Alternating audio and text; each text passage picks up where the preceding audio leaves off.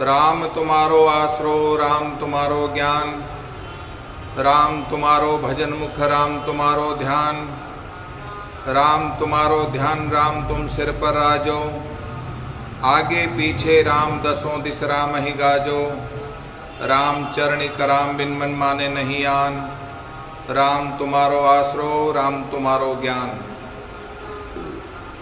अनंत विराट विश्वात्मा जगत नियंता सर्वांतर्यामी सच्चिदानंद घन पूर्ण परब्रह्म परत्पर परम श्रद्धेय परम श्रद्धा इष्पत प्रातः स्मरणीय वंदनीय अर्चनीय अंतर्राष्ट्रीय राम स्नेह संप्रदाय के जन्मदाता पूज्यपाद भगवत स्वरूप आराध्य देव तपः पोत तपोनिष्ठ ब्रह्मोनिष्ठ अध्यात्म अवतार युग पुरुष स्वामी जी श्री रामचरण जी महाराज के पावन से चरणार बिंदों में प्रणाम निवेदन करते हैं। तदनंतर जिनके चरण रज से यह धरा तीर्थ स्वरूप हुई, तपोमयी राममयी साधनामयी बड़ा राम द्वारा चांदपोल जोधपुर के संस्थापक, भजनिक उपाधि से अलंकृत, नामनिष्ठ साधनानिष्ठ परमहंस परिव्राजकाचार्य पूज्यपाद भगवत स्वरूप आराध्य देव स्वामी जी श्री भगवान दास जी महाराज के पावन पाद पद्मों में वंदन करते हैं।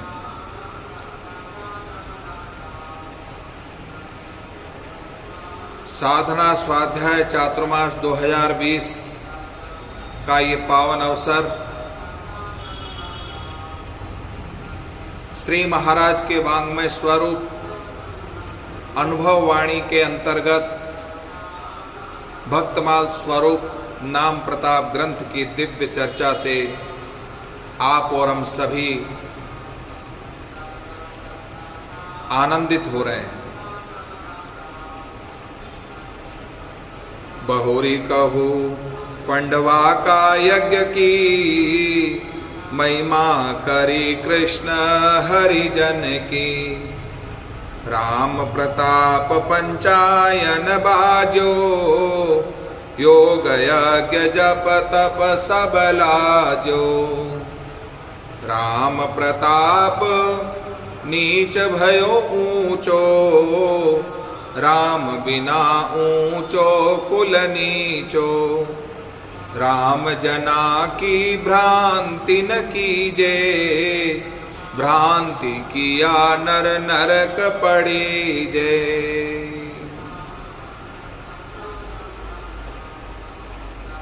धर्मराज युधिष्ठिर का दिव्य भगवान श्री कृष्ण नंदन सुदानंदन कुंद मुकुंद ब्रजन चंद्र श्री श्याम सुंदर द्वारिकाधीश के मार्ग निर्देशन में राजसूयज्ञ बड़े आनंद के साथ चल रहा है। हजारों हजारों ऋषि मुनि मनीषी साधु संत महात्मा जहां यज्ञ भूमि में पधार कर अपने जीवन को सार्थक करते हुए, अपने जीवन को धन्य बनाते हुए यज्ञ के भागीदार बनकर अपने जीवन को सार्थक किया। पर आश्चर्य की बात है, यज्ञ संपन्न होने का संकेत शंख बजना है और वो अभी तक शंख नहीं बजा। जब शंख नहीं बजा तब भगवान श्री कृष्ण नंदन द्वारिकाधीश से पूछा तो द्वारिकाधीश अपने भक्त की महिमा बताते हुए कहते हैं, राम रस रसिक नामानुरागी रामानुरागी ब्रह्मनिष्ठ महात्मा भजनिक जो असाधारण अवस्था में, जो किसी को ज्ञात नहीं है, स्वयं को छिपाते हुए रात और दिन भजन में रत रहते हैं। रात और दिन भजन में रत रहने वाले यदि भगवान भी दर्शन करना चाहे और भगवान दर्शन देवे तो भी भजनिक पुरुष को यह बाधक है कि ये दर्शन मेरे भजन में बाधा डाल रही है, क्योंकि जो आनंद भजन में है वो आनंद भगवत दर्शन में नहीं है। ऐसे रसिक भजनिक संतों का मानस है।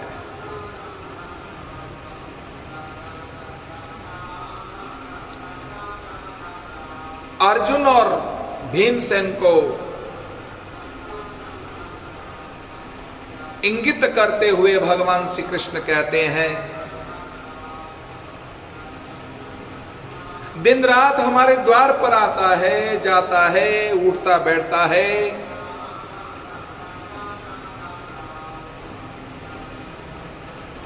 उस द्वार पर जाने के लिए जिसको हम पहचान नहीं पाते, ऐसे भगवत दर्शनाभिलाषी भजनिक उपाधि से अलंकृत नाम अनिष्ट साधनानिष्ठ महापुरुष का यदि हमारे इस यज्ञांगन में पदार्पण हो जाए, उनको यदि भोजन कराएंगे तभी जो है यज्ञ संपन्न होगा और शंख बजेगा। देखो तुम दोनों निमंत्रण देने जा तो रहे हो, पर बहुत तरह की सावधानी रखना, किसी भी तरह की उपेक्षा नहीं होनी चाहिए, क्योंकि किस जाति से है, क्या कर्म है और कैसी व्यवस्था है, यह देखकर कहीं उपेक्षा मत करना, कहीं उनका अनादर मत करना।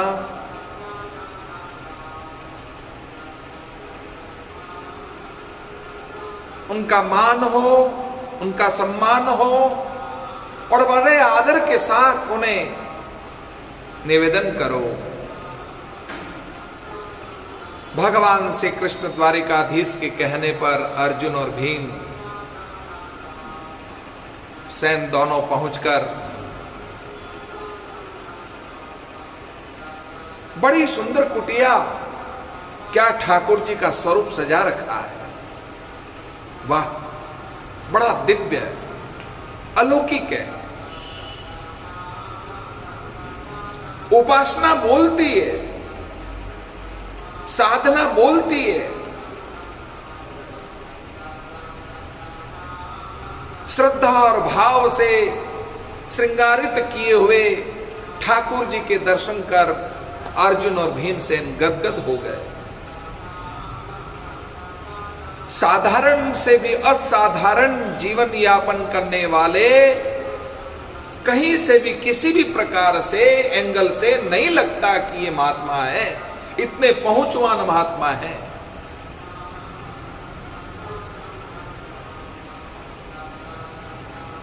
उनसे आग्रह किया, झूठन ले डारो सदा द्वार को बुहारो नहीं, और को निहारो आजो यही साचोपन है। कहो कहाँ जेवो कहो कछु पाछे ले जीवावो, हमें जानी गई रीति भक्ति भाव तुम तन है। तब तो लजानो ही ये कृष्ण पेरिसानो नृप चाहे, सोही ठानो मेरे संग कहूँ जन है। भो रही पधारो अब यही और धारो, और भूल न विचारो कहीं भली जो पे मन है।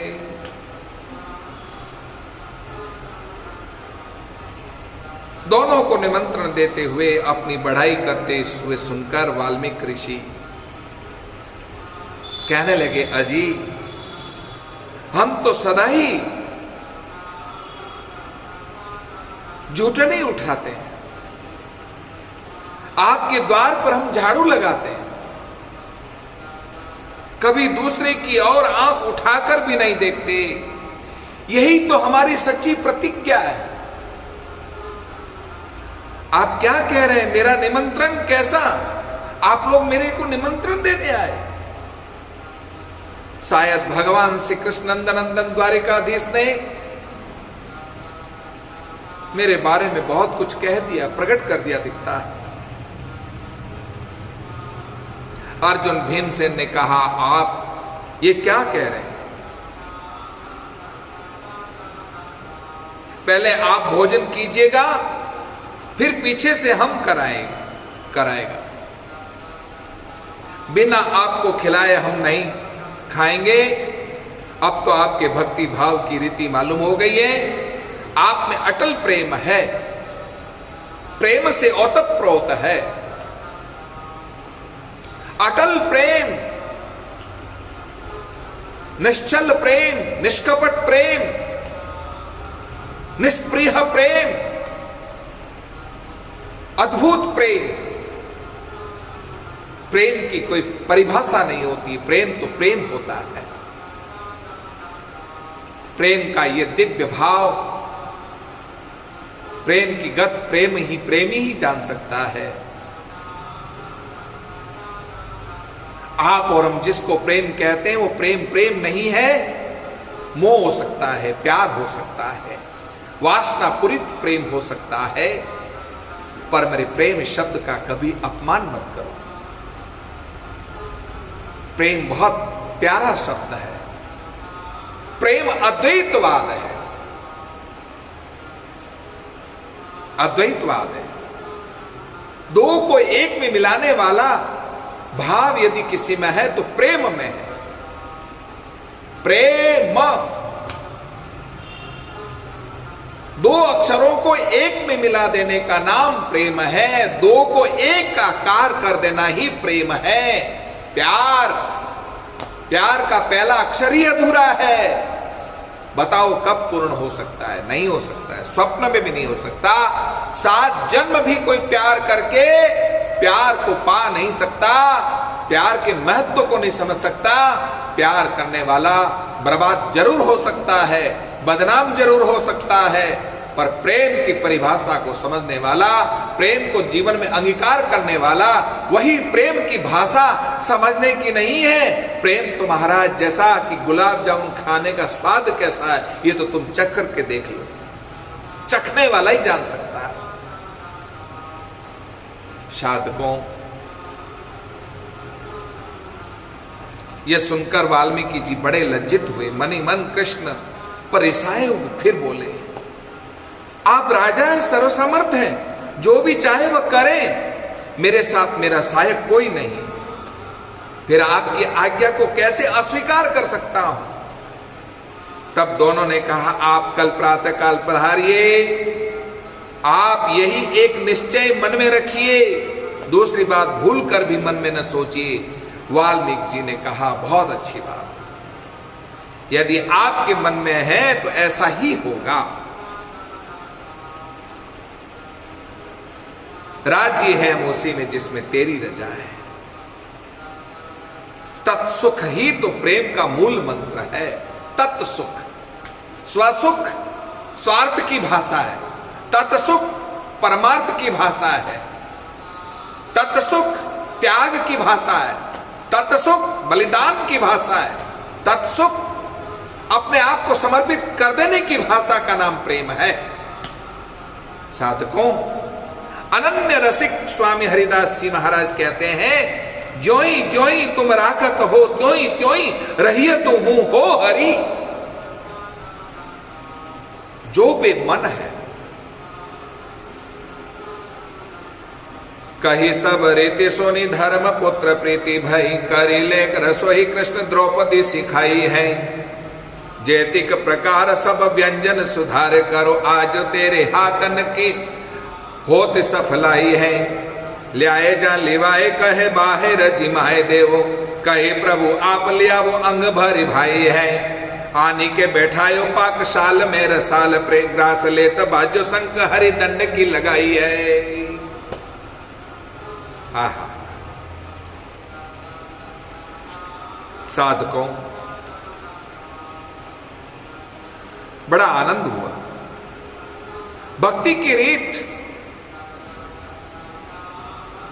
भक्त की वार्ता करने की रीत, स्वीकृति की बात कही। सुनी धर्मपुत्र प्रीति भई, हरिजन जान प्रीति अति बाड़ी।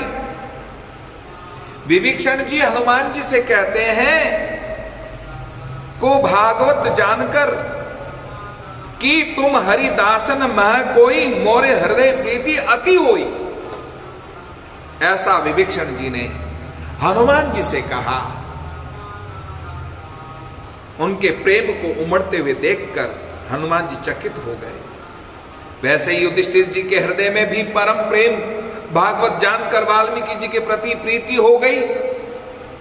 धर्मराज युधिष्ठिर का हृदय प्रेम से पूरित हो गया। साथ ही विश्वास भी हो गया कि ऐसे परम भागवत के पाने से अवश्य में हमारा यज्ञ पूर्ण हो जाएगा, इसमें कोई संदेह की बात नहीं है। बिनु परतीत होय न प्रीति, शास्त्रकार कहते हैं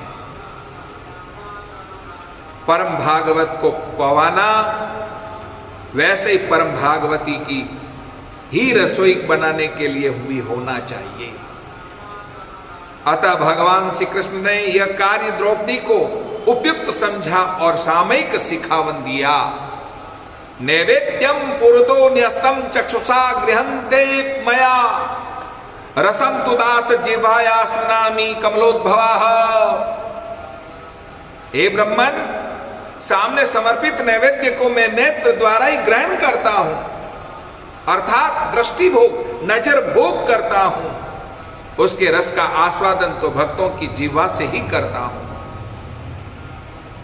करत करमहू कछु नहीं करहूं, मैं निरलेप भावते रहूं।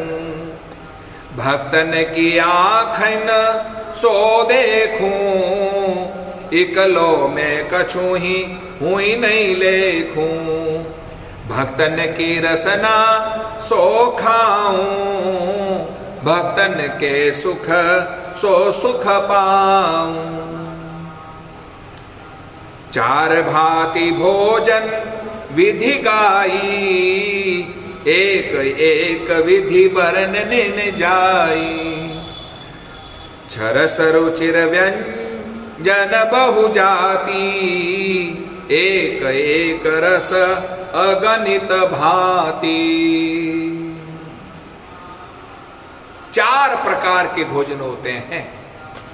हमारे शास्त्र कहते हैं भक्ष्य, भोज्य, चौस्य और लेह्य। भक्ष्य दांत से काट कर खाए जाने वाले पदार्थ का नाम जो है भक्ष्य है। भोज्य वह पदार्थ जो मुंह में रखकर खाया जाता, सीधा उतर जाता है, दांत लगाने की जरूरत नहीं पड़ती है। चौस्य जो चूस करके खाया जाता है, जैसे आम रस चूस करके। लेह्य वह पदार्थ जो चाटे जाते हैं, जो चाटे जाते हैं। कटुकम लवणम चैवम तिक्तम मधुरमेव च, आम्लश्चैव कषायम न षड्विधास्य रसा स्मृताः। आयुर्वेद में अन्य अन्य शास्त्रों में कहा है काली मिर्च, लाल मिर्च आदि ये कटु है। लवण, तिक्त, मधुर, अम्ल, कषाय ये 6 रस है। परस्पर मिश्रण से अनेक रस बन जाते हैं। 4 प्रकार का षडरस के भोजन अनेक प्रकार से बनाए जाते हैं। व्यंजन विविध नाम को जाना।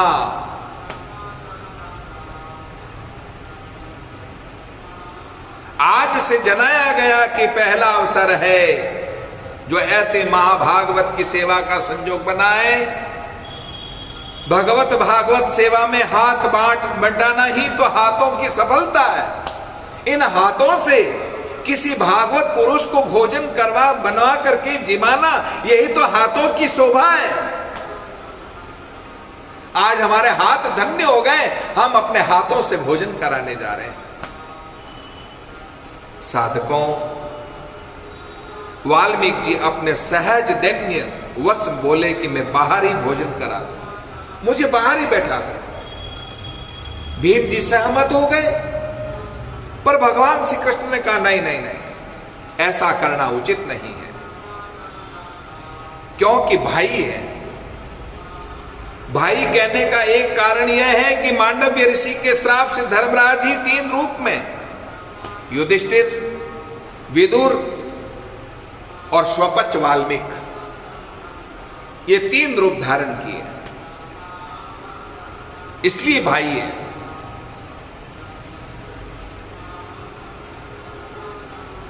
अतः तीनों भाई हुए। दूसरे वैष्णव होने के नाते भी भाई है कि वैष्णव है, जाति का मतलब नहीं है, स्वपच है इसका मतलब नहीं है, वैष्णव है। वैष्णव का जाति से कोई लेना देना नहीं है। जो भगवान की भक्ति में रत रहता है, अपनी सभी इंद्रियों को भगवान की भक्ति में रसानुभूत कर देता है। जैसे जलेबी रस में डूबी हुई होती तभी तो जलेबी अच्छी लगती है, ऐसे ही इंद्रियां जो भगवत रस में जो डूबी हुई है, वह इंद्रियां भगवत रसानुभूति हो जाती है, रसाकार हो जाती है। साधकों, इसलिए वैष्णव होने के नाते इन्हें अंदर बैठाइए, भोजन कराइए। यदि तुम्हारा भाई और कहे कि मुझे बाहर ही करवा दो, तुम उसे बाहर ही बैठा कर पाओगे? नहीं नहीं, अपने भाई को कहोगे कि अंदर बैठो। इन्हें भी पाकशाला में ले जाकर के भोजन कराओ। तीसरे में ऐसी बात मुझे भाई अच्छी लग रही है कि इन्हें भीतर पाकशाला में भोजन कराया जाए तो मेरी प्रसन्नता ही समस्त यज्ञों की पूर्ति है, समस्त यज्ञों का फल है कि ऐसे भगवत भक्त यदि पाकशाला में बैठ करके भोजन करेंगे, यानी भोजनशाला में बैठ करके भोजन करेंगे, तो हमारा जीवन धन्य हो जाएगा।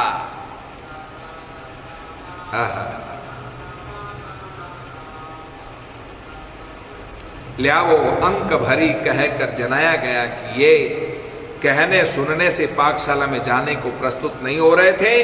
तब ठाकुर जी ने ललकारा और गोद में उठा कर ले चलो। यदि नहीं चल पा रहे, हट कर रहे, तो गोदी में उठा लो। ऐसे भगवत भक्त को तो गोदी में उठाना भी हमारा सौभाग्य है। इसलिए भक्त और भक्ति की महिमा की अनुरूप नहीं बजा। शीत शीत प्रति क्यों न बाजियो का छूला ज्यो कहा भक्ति को प्रभाव ते न जानत यो जानिए। बोलियो अकुलाय जाय पूछिए तू जो द्रौपदी को मेरो दोष नहीं यह आप मन आनिए। मानसाच बात जात बुद्धि आई देख यही सब ही मिलाई मेरी चातुरी बिना विहानिए। पूछे ते कहीं है वाल्मीकि ते मिलायो याते आदि प्रभु पायो पाऊं स्वादम उन मानिए। और जैसे ही भगवत भक्त वाल्मीकि को भोजन कराने अंदर ले गए पाकशाला में, और जैसे ही उनको भोजन परोसा गया और वे भोजन जैसे ही करने लगे, भोजन मिला करके शंख तो बजा पर शंख रुक गया, शंख नहीं बजा। तब शंख से कहा, तुम कण कण के भोजन करने पर ठीक से क्यों नहीं बज रहे हो? क्या तुम कुछ लज्जित हो गए हो? मुझे तो ऐसा लगता है तुम भक्ति का प्रभाव अच्छी तरह से नहीं जानते हो। घबरा करके शंख बोला, मेरा इसमें दोष नहीं है, द्रौपदी का दोष है। क्योंकि द्रौपदी से पूछा जाए, ग्रासे ग्रासे कृतेनाद कृष्ण शंखमुवाच लुप्तो भक्ति प्रतापश्च सिक्ते सिक्ते ननादितः। साधकों, द्रौपदी से पूछा जाए, द्रौपदी से पूछा, आप मन से ये मान लीजिए कि मेरा इसमें कुछ भी दोष नहीं है। जब द्रौपदी से पूछा तो उन्होंने कहा, शंख का कथन सत्य है। मैंने इतने बड़े भाव से, प्रेम से अलग अलग प्रकार के व्यंजन बनाए और ये महात्मा ने तो सब एक कर दिया, एक मिला दिया। खट्टे का खट्टा स्वाद कैसा लगेगा, फलाने सब्जी का स्वाद कैसा लगेगा, फलानी मिठाई का स्वाद कैसा लगेगा, अलग अलग तरह से मैंने भाव से बनाया और मेरी महिमा होगी कि मैंने कितने स्वादिष्ट भाव से और कितने प्रेम से मैंने स्वादिष्ट भोजन बनाया है, उसका स्वाद का पता चलेगा।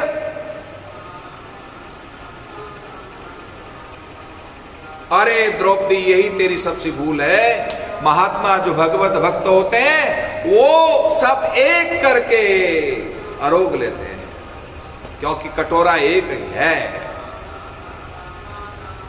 ये नहीं कि हलवा इधर जाएगा, कि खीर इधर जाएगी, पूड़ी उधर जाएगी, गट्टा की सब्जी उधर जाएगा, अंदर कोई कटोरियां नहीं है। ये कटोरा एक ही है और एक ही कटोरे में सब समाहित होने वाला है। कथा हम ऐसी भी सुनते हैं कि द्रौपदी के मन जब ये जाना गया कि यज्ञ हो रहा है और इस यज्ञ में फलाना महात्मा नहीं आया है, धर्मराज युधिष्ठिर अर्जुन दोनों जो है उन महात्मा के पास पहुंचे, प्रार्थना की पधारिए, बोले 1 करोड़ यज्ञ का फल मुझे दो तो मैं तुम्हारे यहां आ सकता हूं। 1 करोड़ यज्ञ, अरे बाप रे, अभी तो एक यज्ञ के जो है फाफे पड़ रहे हैं और तुम 1 करोड़ यज्ञ का फल तुम चाह रहे हो, असंभव। उदास निराश होकर के वापस चले आए। जब उदास निराश होकर के वापस चले आए, द्रौपदी ने भाप लिया। द्रौपदी ने पूछा, प्राणनाथ क्या हुआ? बोले ये खबर मैं जाती हूं। अरे वाह, हम पुरुष लोग गए, हम नहीं ला सके, तू कहां से ले आएगी? तब भगवान श्री कृष्ण ने कहा, ऐसे मामले में जो बहनें काम कर सकती है वो पुरुष नहीं कर सकता है, क्योंकि बहनें भक्ति प्रधान है, नम्र प्रधान है। तुरंत द्रौपदी दौड़ी दौड़ी गई, महात्मा जी के चरणों में नतमस्तक हो गई। महात्मा जी, आप पधारिए, यज्ञशाला में भोजन करिए। अभी तुम्हारे पतिदेव आकर के गए थे, जिनको मैंने 1 करोड़ यज्ञ फल मांगा। बोले बिल्कुल तैयार। तो तुम्हारा तो एक यज्ञ भी अभी अधूरा बाकी है और तुम कह रहे हो 1 करोड़ यज्ञ फल का फल ले लीजिए। बोले वो कैसे? बोले आप जैसे महात्माओं से ही मैंने सुना है, द्रौपदी कहती है, संत मिलन को जाइए तज माया अभिमान, जो जो पग आगे धरे त्यों त्यों यज्ञ समान। एक एक पाउंडा भी यदि संत दर्शन के लिए माया का अभिमान का त्याग करके, माया का अभिमान त्याग करके यदि कोई 1 पांव भी आगे बढ़ाता है संत दर्शन के लिए, तो एक एक पाउंडा भी एक एक यज्ञ के समान होते हैं। तो मेरी ठेठ यज्ञशाला से लेकर आपकी कुटिया तक के पाउंडे नाप लो, 1 करोड़ से भी ऊपर है। शाबाश। द्रौपदी के भाव को देखकर और करोड़ यज्ञ का फल प्रदान पाकर महात्मा तैयार हो गए और महात्मा उस यज्ञशाला में पधार गए और भोजन करने को तैयार हुए। पर यहां शंख नहीं बजा, क्योंकि द्रौपदी के मन में विचार आया, मैंने इतने अलग अलग तरह से मैंने भोजन बनाया, इन्होंने तो सब एक कर दिया, ये क्या कारण है? मानसा चबात जाते बुद्धि आई, देख आई सब ही मिलाई, मेरी चातुर ही विनाइए। पूछे ते कहीं है वाल्मीक में मिलायो, याते ही प्रभु पाए पाओ स्वाद उन्मानिए। स्वाद कैसा?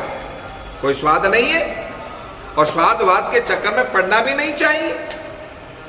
साधकों, द्रौपदी ने बड़ी श्रद्धा के साथ में फिर भोजन बनाया और इस बार किसी भी तरह का मन में विचार लाए बिना भक्ति भाव से भागवत महापुरुष के लिए भोजन तैयार करके, और जैसे ही भोजन परोसा और बड़े प्रेम से वाल्मीकि ऋषि ने, यानी कि वैष्णव महाराज ने, भागवत पुरुष ने भोजन जैसे ही आरोगना शुरू किया, सब मिला करके उसी वक्त शंख बजा और शंख बजते ही महाराज यज्ञ सफल हो गया।